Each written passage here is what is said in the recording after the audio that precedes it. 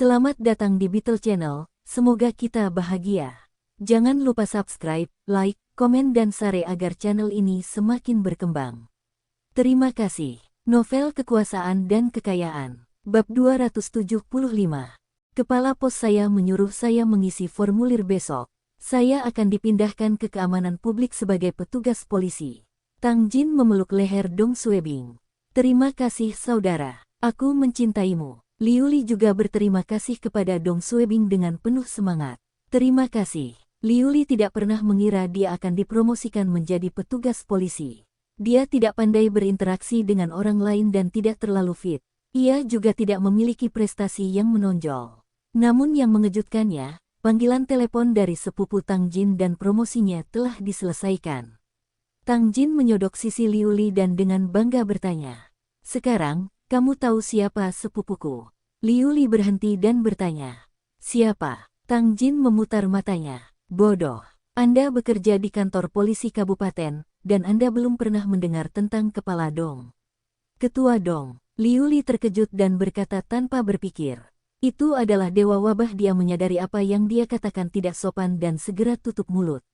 Tang Jin menatap Liu Li dengan marah. "Apa katamu?" Dia juga pernah mendengar nama panggilan Dong Suebing. Dong Suebing merasa frustrasi. "Apakah aku setenar itu? Siapa yang memberiku julukan ini? Kenapa semua orang mengetahuinya?" Liu Li berpikir dalam hati. "Bagaimana bisa kamu tidak terkenal? Di desa Dawang, Anda bertarung melawan 7 orang. 3 dari 7 pria tersebut cacat, dan 2 di antaranya masih di rumah sakit. Keempat tersangka kasus penculikan semuanya tertembak di kaki, dan semuanya lumpuh. Qian Fei, Qian Shen, dan mantan sekretaris partai Kabupaten Changlei, semua orang yang memiliki dendam padamu tidak memiliki akhir yang baik. Dalam keadaan seperti itu, bagaimana mungkin kamu tidak menjadi terkenal?" Liu Li panik dan tidak tahu harus berbuat apa. Dia tidak pernah menyangka sepupu Tang Jin adalah kepala dewa wabah yang terkenal. Xiao Dong gelombang Dong Suebing melihat reaksi Liu Li dan menghela nafas brengsek. "Aku terkenal sekarang." 2 hari kemudian, hujan akhirnya berhenti di pagi hari, dan pelangi muncul di antara awan. Dong Suebing telah kembali ke tempat keluarga keamanan publik kemarin. Beberapa peralatan rumah tangga yang dia pesan masih belum terkirim, dan Yu Qianqian sedang mempersiapkan ujian akhir. Jadi, dia tidak meminta Yu Meixia datang memasak untuknya. Dia menyuruhnya tinggal di perkebunan Hua Mei selama beberapa hari untuk menerima pengiriman dan revisi supervisor Yu Qianqian. Saat itu tengah hari, dan Dong Suebing pergi ke lemari es untuk melihat bahan apa yang tersisa. Dia hanya ingin mengisi perutnya dan menonton TV di sofa. Bip-bip, itu notifikasi SMS. Dong Suebing mengangkat teleponnya dan terkejut. Ini SMS dari Xie Huilan. Saudari Xie selalu meneleponnya dan tidak pernah mengirim SMS kepadanya. Dia membaca isinya dan tercengang. Dewa Wabah Xiao Dong. Nama panggilan ini luar biasa. Dong Suebing tahu SMS ini tidak dikirim oleh Xie Huilan, dan dia menjawab, "Xiao Hao." Pihak lain segera membalas, "Hehe kakak ipar, bagaimana kamu tahu ini aku?" Dong Suebing tanpa berkata-kata mengetik serangkaian kata. "Kapan kamu melihat adikmu berbicara seperti ini? Dari mana Anda mendengar tentang Dewa Wabah?" "Xie Hao, hehehe. Tentu saja dari kakakku. Adikku memberitahuku bahwa kamu menimbulkan banyak masalah di daerahmu." Dong Suebing menamparkan keningnya. Brengsek. Berita buruk menyebar lebih cepat. Bahkan Sister Xie dan Xiao Hao mengetahui hal ini. "Di mana saudara perempuanmu?" "Xie Hao. Dia ada di atas." "Oh, dia menyuruhku untuk memberitahumu bahwa dia akan pergi ke daerahmu 2 hari ini." Dong Suebing, "Ah, apakah dia di sini untuk liburan?" "Tidak ada apapun di sini." "Siapa lagi yang ikut dengannya?"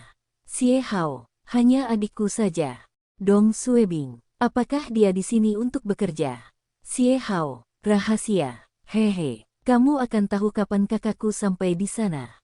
Dia mengakhiri SMS dengan wajah tersenyum. Xie Huilan akan datang. Dong Suebing senang dia telah membeli apartemen baru. Jika Sister Xie datang dan melihat ibu dan putrinya yang cantik, Dong Suebing tidak dapat membayangkan bagaimana reaksinya.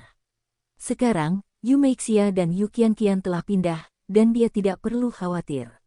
Hari libur, bekerja, sudahlah.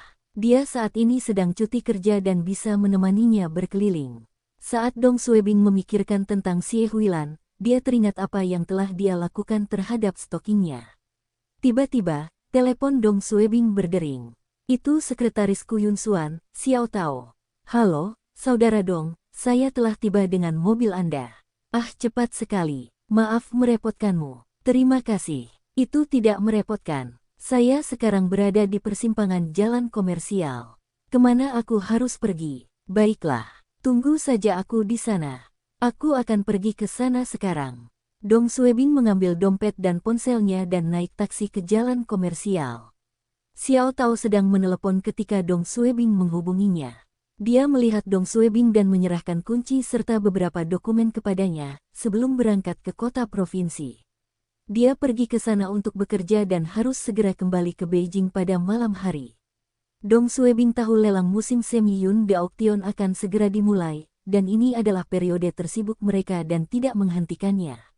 Setelah Xiao Tao pergi, Dong Suebing berdiri di sana untuk mengagumi Mercedes-Benz R500L perak putih. Desain mobilnya ramping dan mewah. Beberapa saat kemudian, banyak orang yang lewat memperhatikan mobil ini dan mulai berkumpul untuk mengaguminya.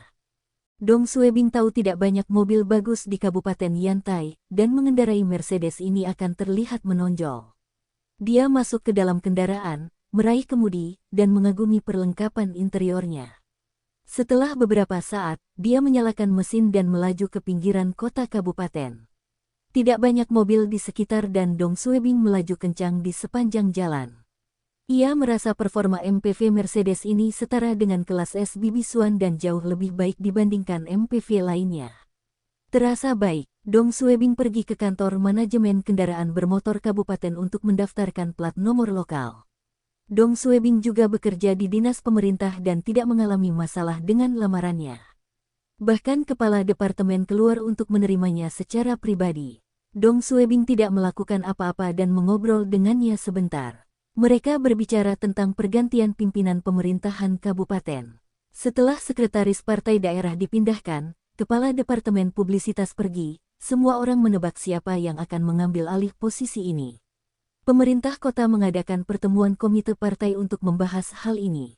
Pemindahan dan penunjukan ini sensitif, karena akan mempengaruhi banyak orang, termasuk Dong Suebing.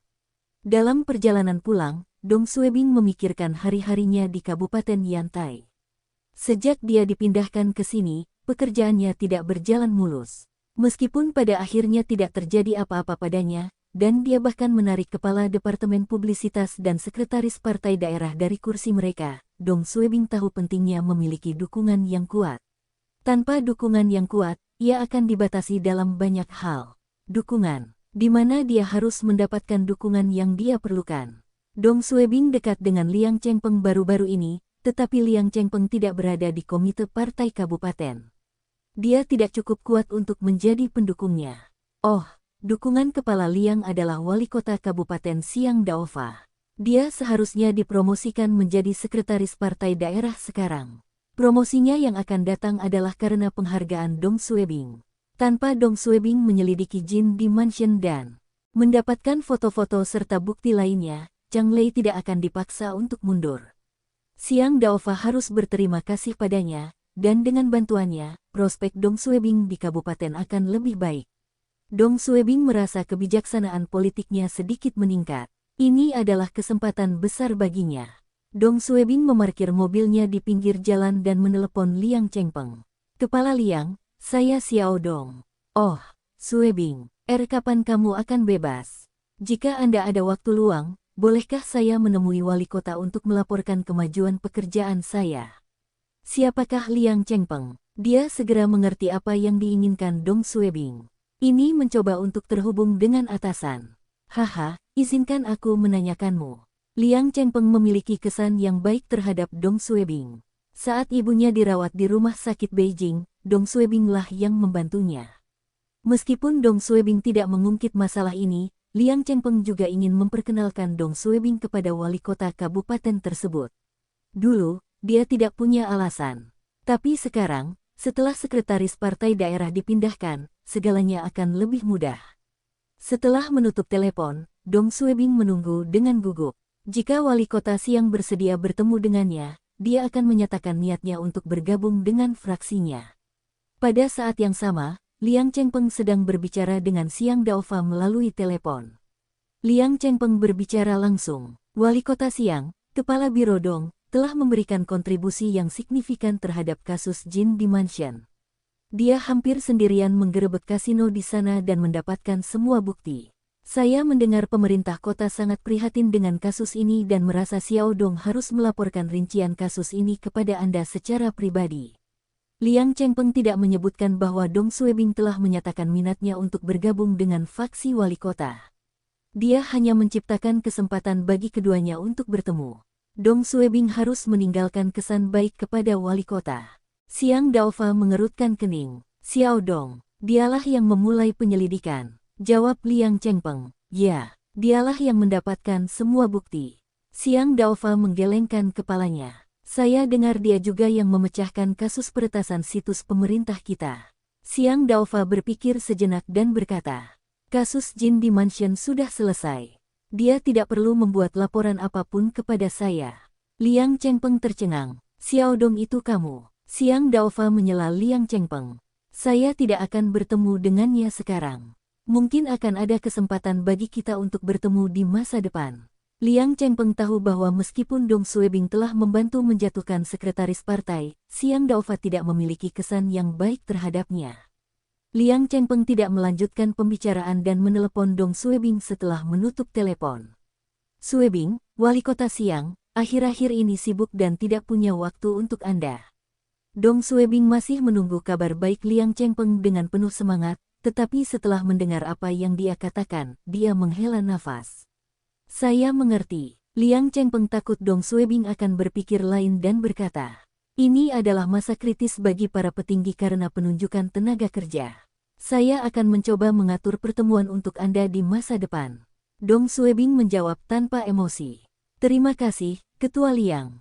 Tidak dibutuhkan. Liang Chengpeng mengetahui sifat Dong Suebing dan menghela nafas. Ia merasa Siang Daofa belum menangani masalah ini dengan baik. Bagaimana dia bisa menolak seseorang yang mau bergabung dengan faksinya? Ini akan menyurutkan semangat Dong Suebing. Mungkin wali kota Siang berpikir bahwa dia akan menjadi orang nomor satu di kabupaten dan tidak membutuhkan bawahan seperti Dong Suebing. Tapi Liang Chengpeng tahu kepala Dong bukanlah bawahan biasa. Bersambung. Terima kasih telah menyaksikan dan mendukung channel ini.